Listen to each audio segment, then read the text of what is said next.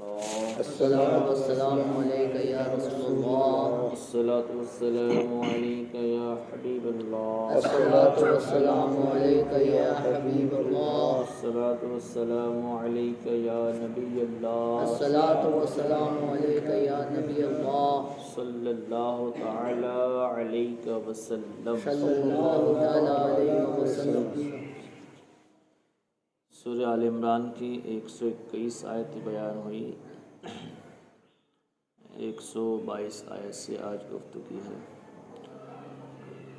اعوذ باللہ من الشیطان الرجیم. بسم اللہ الرحمن الرحیم. اذ ہمت طائفتان منکم ان تفشلا واللہ ولیہما وعلی اللہ فلیتوکل المؤمنون وَلَقَدْ نَصَرَكُمُ اللَّهُ بِبَدْرٍ وَأَنْتُمْ أَذِلَّةٌ فَاتَّقُوا اللَّهَ لَعَلَّكُمْ تَشْكُرُونَ.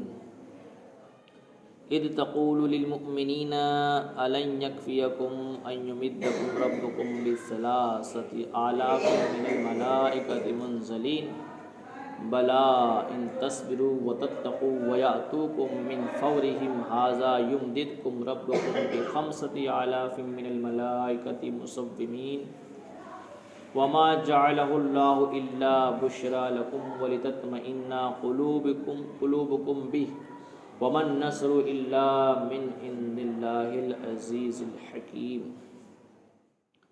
جب تم میں کے دو گروہوں کا ارادہ ہوا کہ نامردی کر جائیں اور اللہ ان کا سنبھالنے والا ہے اور مسلمان کو اللہ ہی پر بھروسہ چاہیے، اور بے شک اللہ نے بدر میں تمہاری مدد کی جب تم بالکل بے سر و سامان تھے، تو اللہ سے ڈرو کہیں تم شکر گزار ہو. جب اے محبوب تم مسلمانوں سے فرما رہے تھے کیا تمہیں یہ کافی نہیں کہ تمہارا رب تمہاری مدد کرے 3000 فرشتے اتار کر؟ ہاں کیوں نہیں، اگر تم صبر و تقوی کرو اور کافر اسی دم تم پر آ پڑیں تو تمہارا رب تمہاری مدد کو 5000 فرشتے نشان والے بھیجے. سبحان اللہ. سبحان اور یہ فتح اللہ نے نہ کی مگر تمہاری خوشی کے لیے، اور اسی لیے کہ اس سے تمہارے دلوں کو چین ملے، اور مدد نہیں مگر اللہ غالب حکمت والے کے پاس سے. اللہ ہی مددگار ہے. گزشتہ آپ نے سنا کہ اللہ نے فرمایا کہ اے محبوب یاد کرو جب تم صبح کو اپنے دولت خانے سے برآمد ہوئے مسلمانوں کو لڑائی سے مورچوں پر قائم کرتے تھے. تو اس سے مراد کیا ہے؟ جنگ احد کا واقعہ بیان کرنا مراد ہے.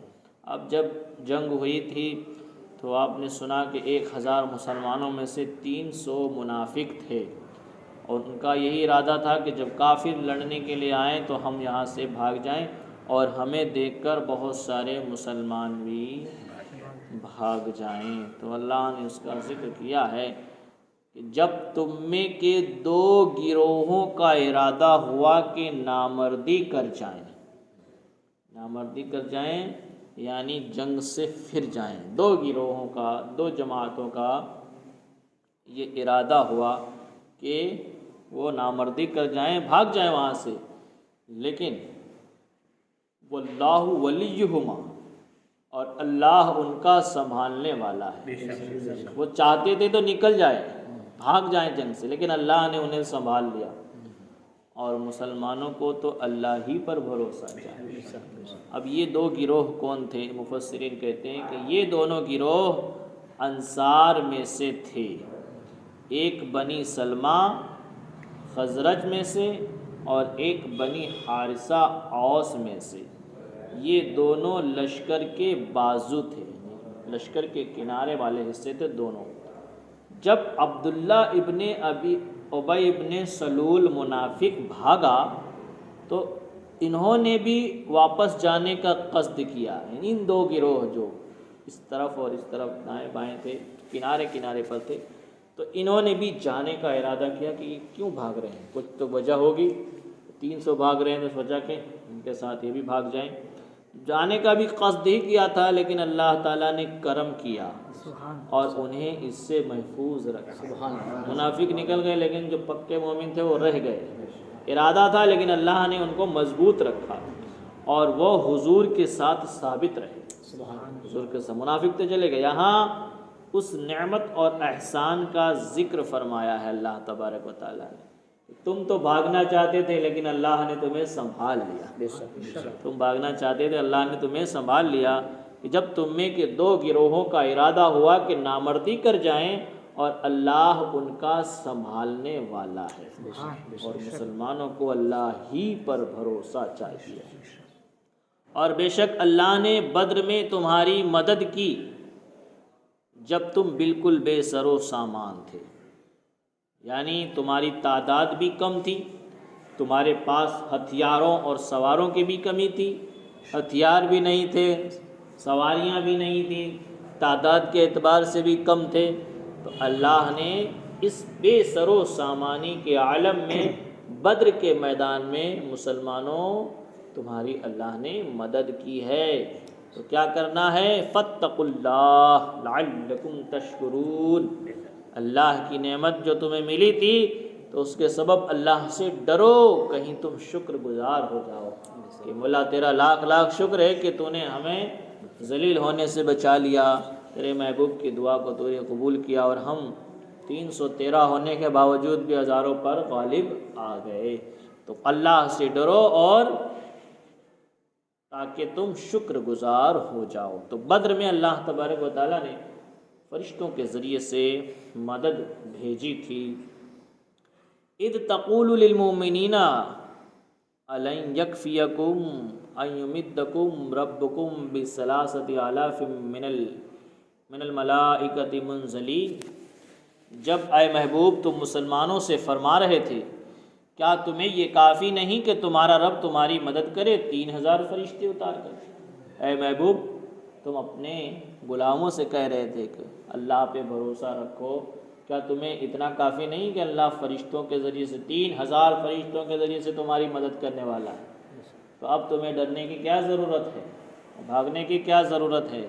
اور 3 کی بات حضور نے کی اور اللہ نے تو 5000 نازل فرمایا.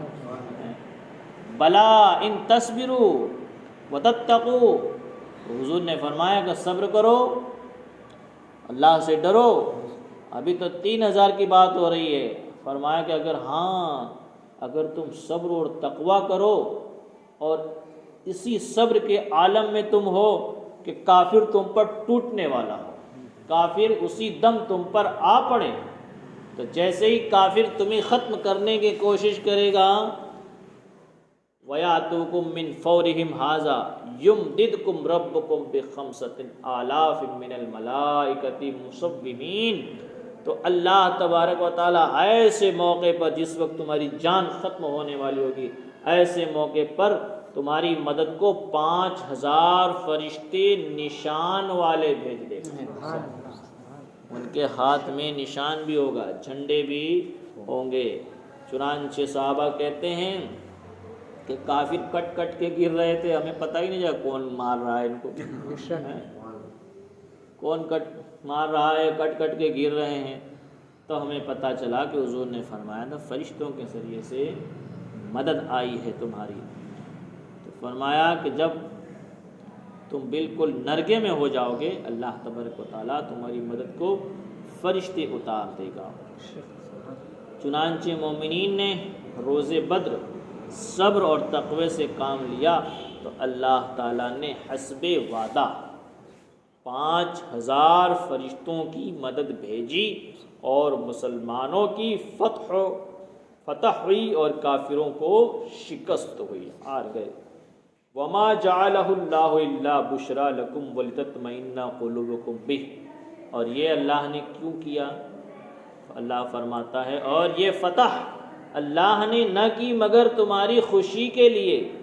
یعنی یہ جو فتح تمہیں ملی ہے یہ تمہاری خوشی کے لیے ہے اور اس لیے ہے کہ اس سے تمہارے دلوں کو سکون ملے, چین آئے. کہیں تم یہ نہ سوچو کہ ہم تو قلیل ہیں، یہ بہت زیادہ ہیں، یہ ہم پر غالب آ جائیں گے، تو کہیں اس خوف سے تم اسلام سے پھر نہ جاؤ۔ اللہ نے تمہارے دل کے سکون کے لیے فرشتوں کا نزول فرما دیا اور تمہاری مدد فرمائی ہے، اور تمہارے دلوں کو سکون ملے اور دشمن کی کثرت اور اپنی قلت سے پریشانی و اضطراب نہ ہو۔ اللہ نے تمہارے دل کو سکون کے لیے، یعنی جب دل سکون سے ہوگا تب تم کچھ سوچ پاؤ گے صحیح۔ تو تم اگر دل سکون میں نہیں ہوگا، سوچو کہ یہ تو بہت سارے، ہم ان کے پاس کیسے لڑیں گے، تو تم بھاگنے کی کوشش کرو گے۔ وَمَن نَّصْرُ إِلَّا مِنْ عِنْدِ اللَّهِ، اور یہ جو مدد تمہیں مل رہی ہے یہ کون دے رہا ہے؟ وَمَن نَّصْرُ إِلَّا مِنْ عِنْدِ اللَّهِ الْعَزِيزِ الْحَكِيمِ، اور مدد نہیں مگر اللہ غالب حکمت والے کے پاس سے۔ یہ جو مدد تمہیں ملی ہے یہ اللہ غالب حکمت والے کے پاس سے ہی ملی ہے۔ تو اب بندے کو چاہیے کہ بندہ مسبب الاسباب پر نظر رکھے اور اسی پر بھروسہ کرے۔ سبب کون پیدا کرنے والا ہے، رزق کون دینے والا ہے، زندگی کون دینے والا ہے؟ اللہ۔ تو بندے کو چاہیے کہ جب سب کچھ اللہ کی جانب سے ہی آنے والا ہے، مدد ہو تو اللہ کی جانب سے، رزق ہو تو اللہ کی جانب سے، صحت و سلامتی ہو تو اللہ کی جانب سے، تو بندے کو چاہیے کہ اللہ ہی کو یاد کرے، اللہ کو یاد کرے اور اللہ کے نیک بندوں کو وسیلہ بنائے۔ اللہ کے نیک بندوں کو وسیلہ بنا کر کے وہ خدا کی بارگاہ میں مانگے تو اللہ عطا فرماتا ہے۔ پھر فرمایا لِيَقْطَعَ طَرَفًا مِّنَ الَّذِينَ كَفَرُوا أَوْ يَكْبِتَهُمْ فَيَنْقَلِبُوا خَائِبِينَ، اس لیے کہ کافروں کا ایک حصہ کاٹ دے یا انہیں ذلیل کرے کہ نامراد پھر جائیں، ہے نا۔ اللہ نے ایک تو تمہارے سکون کے لیے تمہیں مدد عطا فرمائی ہے، اور دوسرا یہ کہ کافروں کا ایک گروہ اللہ تبارک و تعالیٰ اس عذاب سے کیا کرتے؟ ختم کرتے، ان کا ایک گروہ ختم کر دے، اور اتنے سارے لوگ ہونے کے باوجود بھی وہ نہ جیت پائیں تو ان میں سے آدھے کو اللہ تبارک و تعالیٰ کیا کر دے؟ ختم کر دے اور انہیں ذلیل و رسوا کر دے، تو پھر وہ نامراد پھر جائیں۔ اور اس طرح کہ ان کے بڑے بڑے سردار مقتول ہوئے۔ بدر میں کیا ہوا؟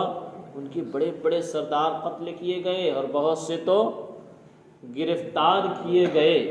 تو اس طریقے سے اللہ تبارک و تعالیٰ نے مسلمانوں کی مدد فرمائی کہ بڑے بڑے کافر قتل ہو گئے، اب دوبارہ تو لڑنے آئیں گے نہیں، اور جو دوسرے سردار تھے وہ گرفتار ہوئے تو اب دوبارہ لڑنے میں وہ سوچیں گے۔ تو ایک تو تمہارے دل کو سکون بھی مل گیا، اور دوسرا کہ کافروں کی جماعت کٹ بھی گئی، اس میں جو بڑے بڑے لوگ تھے وہ ختم ہو گئے، تو ان کی جماعت میں کیا ہو گئے؟ فوٹ پڑ گئے، کم ہو گئے۔ تو اب وہ ڈریں گے کہ ہم اتنے سارے تھے تو پھر بھی ہم جیت نہ پائے، تو اب ہمیں اور زیادہ لے کر کے جانے کی ضرورت ہے۔ تو اس طریقے سے وہ تمہارا خوف جو ہے ان کے دلوں میں بیٹھ جائے گا، پھر آئندہ تمہیں آنکھیں دکھانے کی کوشش نہیں کریں گے اور تم سے ڈرتے رہیں گے۔ اس طریقے سے اللہ تبارک و تعالیٰ اپنے بندوں کی مدد فرماتا ہے، لیکن کب؟ جب تقویٰ ہو، صبر ہو۔ تقویٰ اور صبر یہ سب کب کی بات ہے؟ جب اس کے فرائض مکمل، اس کے بعد صرف تقویٰ اور صرف صبر سے نہیں کام چلے گا کہ نماز نہ پڑھے اور صبر کرے، نماز نہ پڑھے اور تقویٰ کرے، تو اس طریقے سے نہیں ہوگا۔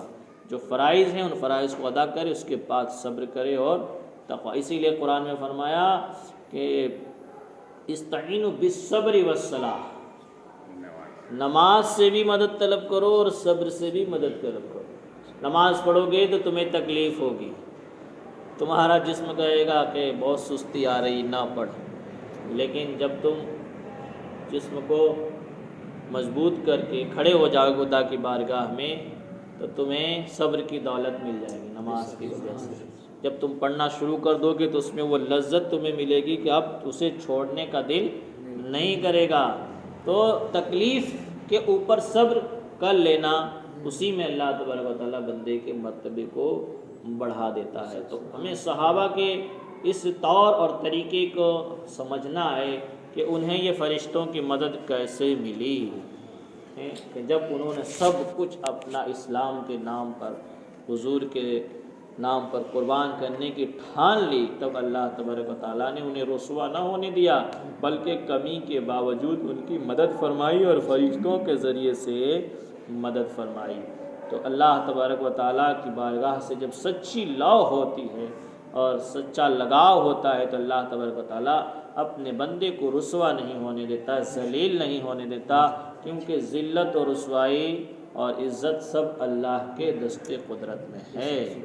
اللہ اگر اپنے بندے کو چاہے گا تو عزت عطا فرما دے گا، اور اگر شریر بندے کو چاہے گا تو اسے ذلیل کر دے گا۔ ٹھیک ہے، اللہ تبارک و تعالیٰ کی بارگاہ میں دعا ہے کہ ہمیں نیکیوں کی توفیق عطا فرمائے، قرآن کے فیضان سے مالا مال فرمائے، بیماروں کو شفا دے، ایمان پر خاتمہ نصیب فرمائے۔ اللہم ربنا تقبل منا انک انت السمیع العلیم وتب علینا انک انت التواب الرحیم برحمتک یا